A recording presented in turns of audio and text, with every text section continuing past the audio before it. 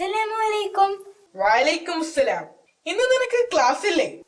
ഇല്ല അങ്കിൾ, ഇന്ന് ഞങ്ങൾക്ക് അവധിയാണ്. അങ്കിൾ എന്നൊരു കഥ പറഞ്ഞു തരാമോ? കഥ കേൾക്കാനുള്ള നിന്റെ ആവേശം കാണുമ്പോൾ എനിക്ക് വളരെയധികം സന്തോഷമുണ്ട്. സഹാബികളുടെ ജീവിത കഥകളിൽ നിന്ന് നിനക്ക് ധാരാളം പഠിക്കാൻ കഴിയും. നിന്റെ ജീവിതത്തെ നേർവഴിക്ക് നയിക്കാൻ അത് സഹായിക്കും. അത് ശരിയാണെങ്കിൽ ഇന്ന് ആരുടെ കഥയാണ് അങ്കിൾ പറയാൻ പോകുന്നത്? ഇൻഷാ അല്ലാഹ്, ഇന്ന് ഞാൻ പറയാൻ പോകുന്നത് സെയ്ദ് ബിൻ ആമിർ അൽ ജുമാഹി റളിയല്ലാഹു അൻഹുവിനെ കുറിച്ചാണ്. സെയ്ദ് ബിൻ ആമിർ അൽ ജുമാഹി റളിയല്ലാഹു അൻഹു പ്രവാചകൻ മുഹമ്മദ് നബി മുസ്തഫ സ്വല്ലല്ലാഹു അലൈഹി വസല്ലമയുടെ അനുയായികളിൽ ഒരാളായിരുന്നു സെയ്ദ് ബിൻ ആമിർ അൽ ജുമാഹി റളിയല്ലാഹു അൻഹു. അദ്ദേഹം ജനിച്ചത് ഒരു മുസ്ലിം ആയിട്ടല്ലായിരുന്നു. ഹുബൈബ് ബിൻ ആമിർ റളിയല്ലാഹു അൻഹുവിന്റെ മരണത്തിന് സാക്ഷ്യം വഹിക്കുവാൻ തരീം എന്ന പ്രദേശത്തുള്ള തന്റെ വീട് വിട്ട് നൂറുകണക്കിന് ആളുകളോടൊപ്പം അദ്ദേഹവും യാത്രയായി. ആദ്യകാലങ്ങളിൽ തന്നെ ഇസ്ലാം മതം സ്വീകരിച്ചവരിൽ പെട്ടതായിരുന്നു ഹുബൈബ് ബിൻ ആദി റളിയല്ലാഹു അൻഹു. അദ്ദേഹത്തെ ശത്രുക്കൾ കീഴ്പ്പെടുത്തിയിരുന്നു. മക്കയിലെ എല്ലാ ജനങ്ങളുടെയും സാന്നിധ്യത്തിൽ വെച്ച് ഈ മഹനീയ വ്യക്തിത്വത്തിന്റെ ജീവിതം എടുക്കാൻ ശത്രുക്കൾ തീരുമാനിച്ചു. അങ്ങനെ ചെയ്യുന്നത് മറ്റുള്ളവർക്ക് കൂടി ഒരു പാഠമാകാൻ വേണ്ടിയായിരുന്നു. മാത്രമല്ല, പ്രവാചകനോടൊപ്പം ചേരാൻ ആഗ്രഹിക്കുന്നവർക്കുള്ള ഒരു മുന്നറിയിപ്പ് കൂടിയായിരുന്നു അത്. തങ്ങളുടെ പൂർവികരുടെ മതം ഉപേക്ഷിക്കപ്പെട്ടാൽ അവർക്ക് നേരിടേണ്ടി വരുന്ന ശിക്ഷയെ കുറിച്ച് അവരെ ബോധ്യപ്പെടുത്തുന്നതിനാണ് ഇങ്ങനെ ചെയ്യുന്നത്. സെയ്ദ് ബിൻ ആമിർ അൽ ജുമാഹി റളിയല്ലാഹു അൻഹു ഈ ദാരുണ സംഭവത്തിന് സാക്ഷ്യം വഹിച്ചു. ഹുബൈബ് റളിയല്ലാഹു അൻഹുവിന്റെ ഉറച്ച വിശ്വാസവും നിർഭയമായ മനോഭാവവും അദ്ദേഹത്തെ വളരെയധികം ആകർഷിച്ചു. സ്വന്തം മരണത്തെ തൊട്ടു മുൻപിൽ കണ്ടിട്ടും അദ്ദേഹം തന്റെ വിശ്വാസത്തിൽ ഉറച്ചു നിന്നു. ഒട്ടും ഭയപ്പെടാതെ ഒരു പുഞ്ചിരിയോടെ അദ്ദേഹം മരണത്തെ നേരിട്ടു. അള്ളാഹുവിൽ നിന്നും ഹുബൈബ് റളിയല്ലാഹു അൻഹുവിന് ഒരു മഹത്തായ ശക്തി ലഭിച്ചിരിക്കുന്നു എന്ന് മനസ്സിലാക്കിയ നിമിഷം ജനങ്ങളെല്ലാം ഒന്നിച്ചുകൂടി. ഊർജ്ജസ്വലതയും യുവത്വവും ബുദ്ധിശക്തിയുമുള്ള സെയ്ദ് റളിയല്ലാഹു അൻഹുവിൽ ആ വലിയ സംഭവം ചലനങ്ങൾ ഉണ്ടാക്കി.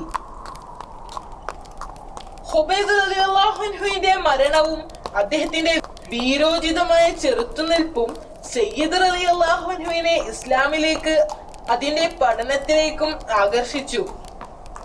ഇസ്ലാം സ്വീകരിച്ച ശേഷം സെയ്ദ് ബിൻ ആമിർ റളിയല്ലാഹു അൻഹു മദീനയിലേക്ക് കുടിയേറുകയും പ്രവാചകനുമായി കൂടുതൽ അടുക്കുകയും ചെയ്തു. വിശുദ്ധ ഖുർആൻ പഠിക്കുന്നതിൽ അദ്ദേഹം വലിയ താല്പര്യം കാണിക്കുകയും പ്രവാചകന്റെ നിർദ്ദേശപ്രകാരം ജീവിക്കുകയും ചെയ്തിരുന്നു. ഉമർ റളിയല്ലാഹു അൻഹു ഖലീഫയായിരുന്ന കാലത്ത് സിറിയയിലെ ഹൂമിന്റെ ഗവർണറായിരുന്നു സെയ്ദ് ബിൻ ആമിർ റളിയല്ലാഹു അൻഹു. ഉമർ റളിയല്ലാഹു അൻഹു ആയിരുന്നു അദ്ദേഹത്തെ ഗവർണറായി നിയമിച്ചത്. ഒരിക്കൽ ഉമർ റളിയല്ലാഹു അൻഹു അദ്ദേഹത്തോട് പറഞ്ഞു, ഞാൻ നിന്നെ ഹൂമിന്റെ ഗവർണറായി നിയമിച്ചിരിക്കുന്നു. അപ്പോൾ സെയ്ദ് ആമിർ റളിയല്ലാഹു അൻഹു പറഞ്ഞു, ഞാൻ അള്ളാഹുവിന്റെ നാമത്തിൽ അങ്ങയോട് അപേക്ഷിക്കുകയാണ്. ഇഹലോക ജീവിതത്തിൽ എന്നെ വഴിമാറി ചിന്തിക്കാൻ അത് കാരണമാകും. ഉമർ ബിൻ ഖത്താബ് റളിയല്ലാഹു അൻഹു വളരെ രോഷാകുലനായിക്കൊണ്ട് പറഞ്ഞു, നിങ്ങൾ ജനങ്ങൾ എന്നെ ഖലീഫയുടെ ഉത്തരവാദിത്വം ഏൽപ്പിച്ചു. ഇപ്പോൾ ഈ വലിയ ഉത്തരവാദിത്വത്തിൽ താങ്കൾ എന്നെ ഒറ്റപ്പെടുത്തുകയാണ്. അദ്ദേഹം വളരെ പെട്ടെന്ന് തന്നെ ഒരു മറുപടി പറഞ്ഞു, അള്ളാഹു ആണ്, ഞാൻ ഒരിക്കലും താങ്കളെ കൈവിടുകയില്ല. ഇങ്ങനെയാണ് സെയ്ദ് ബിൻ ആമിർ റളിയല്ലാഹു അൻഹു ഹൂമിന്റെ ഗവർണറായത്. ഉമർ റളിയല്ലാഹു അൻഹു അദ്ദേഹത്തോട് ശമ്പളത്തെ കുറിച്ച് ചോദിച്ചു.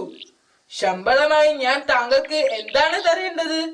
ആ ചോദ്യത്തിൽ അദ്ദേഹം വളരെ അസ്വസ്ഥനായിരുന്നു. തന്റെ ജീവിതം ഇഹ്ലോക വിഷയങ്ങളുമായി ബന്ധപ്പെടുത്താൻ അദ്ദേഹം ആഗ്രഹിച്ചിരുന്നില്ല.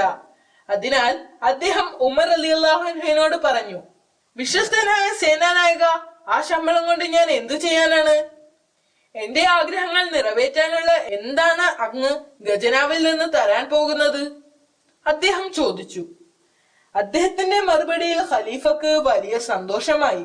സെയ്ദ് റളിയല്ലാഹു അൻഹു വളരെ താഴ്മയോടെ ജീവിതം നയിച്ചിരുന്ന ഒരാളായിരുന്നു.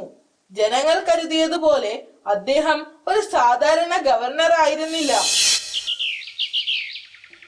ഹോംസ് ഒരു വലിയ നഗരമായിരുന്നു, കൂടാതെ ഒരു പ്രധാന വ്യാപാര കേന്ദ്രവും.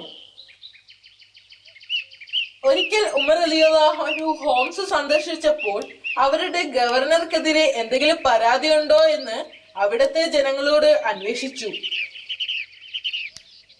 ജനങ്ങൾ ഗവർണറുടെ 4 പരാതികളെ കുറിച്ച് ഖലീഫയോട് പറയുകയും അത് അദ്ദേഹത്തിന്റെ ശ്രദ്ധയിൽപ്പെടുത്താൻ ആവശ്യപ്പെടുകയും ചെയ്തു. ഉമർ റളിയല്ലാഹു അൻഹു ഓഫീസിലെത്തിയപ്പോൾ സെയ്ദ് ബിൻ ആമിർ റളിയല്ലാഹു അൻഹുവിനെ വിളിച്ചു വരുത്തി. തന്റെ സാന്നിധ്യത്തിൽ ഹോംസിന്റെ പ്രതിനിധികളോട് അവരുടെ പരാതികളെ കുറിച്ച് പറയാൻ ആവശ്യപ്പെട്ടു.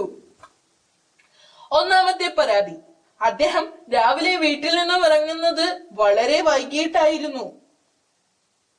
അതിന് സെയ്ദ് റളിയല്ലാഹു അൻഹുവിന്റെ മറുപടി രാവിലെ നിസ്കാരത്തിന് ശേഷം കുറെ സമയം ഖുർആൻ പാരായണത്തിന് വേണ്ടി ചിലവഴിക്കും എന്നതാണ്.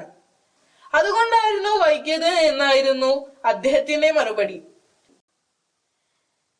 അത് കഴിഞ്ഞ് ജോലിക്കാരൊന്നും ഇല്ലാത്ത വീട്ടിൽ ഭാര്യയെ പാചകത്തിൽ മറ്റും ജോലികളിലും സഹായിക്കുമായിരുന്നു. അത് കേട്ടപ്പോൾ ഉമർ റളിയല്ലാഹു അൻഹുവിന്റെ മുഖം തിളങ്ങി. അദ്ദേഹം ഇങ്ങനെ പറഞ്ഞു, സർവസ്തുതിയും അള്ളാഹുവിനാകുന്നു. രണ്ടാമത്തെ പരാതി, അദ്ദേഹം രാത്രി സമയത്ത് ഒന്നിലും ശ്രദ്ധിക്കുന്നില്ല എന്നതായിരുന്നു.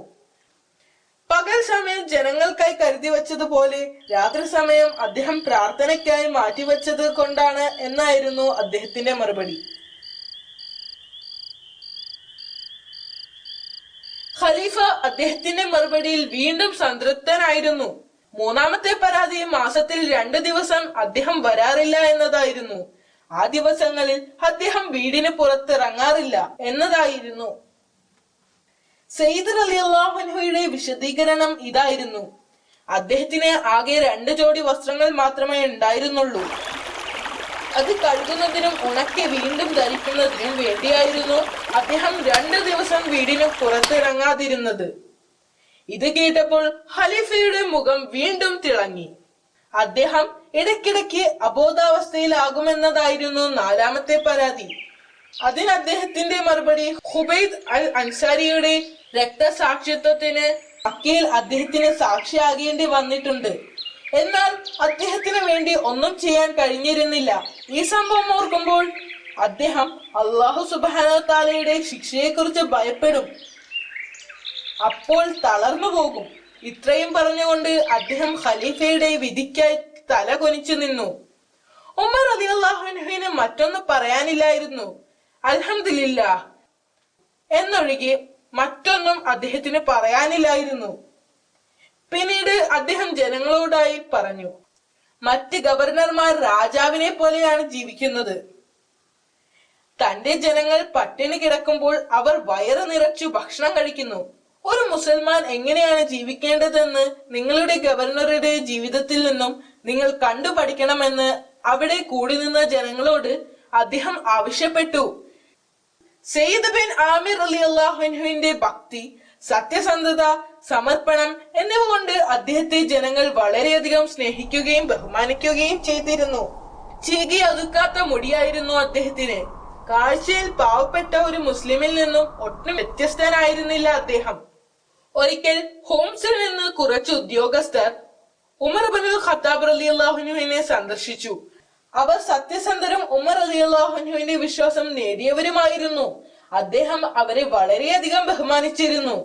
സംഭാഷണത്തിനിടയിൽ ഉമർ റളിയല്ലാഹു അൻഹു അവരുടെ പ്രദേശത്തെ ഏറ്റവും പാവപ്പെട്ട ഒരാളുടെ പേരെഴുതാൻ അവരോട് ആവശ്യപ്പെട്ടു. അയാൾക്ക് വേണ്ട പണവും മറ്റു വസ്തുക്കളും അവരുടെ കയ്യിൽ തന്നയക്കാം എന്നു പറഞ്ഞു. അവർ എഴുതിക്കൊടുത്ത പേരുകൾ പരിശോധിക്കുമ്പോൾ അതിൽ ഗവർണറുടെ പേര് കണ്ട് ഉമർ റളിയല്ലാഹു അൻഹു ആശ്ചര്യപ്പെട്ടു. ഇതിനെക്കുറിച്ച് അദ്ദേഹം അവരോട് ചോദിച്ചപ്പോൾ ഉദ്യോഗസ്ഥർ പറഞ്ഞ മറുപടി, ചില ദിവസങ്ങളിൽ അദ്ദേഹത്തിന്റെ വീട്ടിൽ തീ പുകയാറ് പോലുമില്ല എന്നതായിരുന്നു. ഇത് കേട്ട ഖലീഫ വിഷമം കൊണ്ട് കരയാൻ തുടങ്ങി. അദ്ദേഹം 1000 ദിനാർ ഒരു കിഴിയിലാക്കി ഉദ്യോഗസ്ഥന്മാരെ ഏൽപ്പിച്ചുകൊണ്ട് പറഞ്ഞു, ഈ പണം അദ്ദേഹത്തിന് നൽകി അദ്ദേഹത്തിന്റെ ആവശ്യങ്ങൾ നിറവേറ്റി കൊടുക്കുക. സെയ്ദ് അൽ ജുമാഹി റളിയല്ലാഹു അൻഹുവിനോട് എന്റെ സലാം പറയുക. അദ്ദേഹത്തിന്റെ ആവശ്യങ്ങൾ നിറവേറ്റാൻ ഈ പണം തന്നയച്ചു എന്നും പറയുക. ഉദ്യോഗസ്ഥർ അത് സമ്മതിക്കുകയും അവർ സെയ്ദ് റളിയല്ലാഹു അൻഹുവിന്റെ വീട്ടിലേക്ക് പോവുകയും ചെയ്തു. അവർ ആ കിഴി സെയ്ദ് റളിയല്ലാഹു അൻഹുവിനെ ഏൽപ്പിച്ചു. അദ്ദേഹം അത് തുറന്നു നോക്കിയപ്പോൾ അത് നിറയെ പണമായിരുന്നു. ആദ്യം അദ്ദേഹം ആ സമ്മാനം നിരസിച്ചു. പക്ഷേ ഉദ്യോഗസ്ഥർ ഒരു വിധത്തിൽ അത് അദ്ദേഹത്തെ തന്നെ ഏൽപ്പിച്ചു.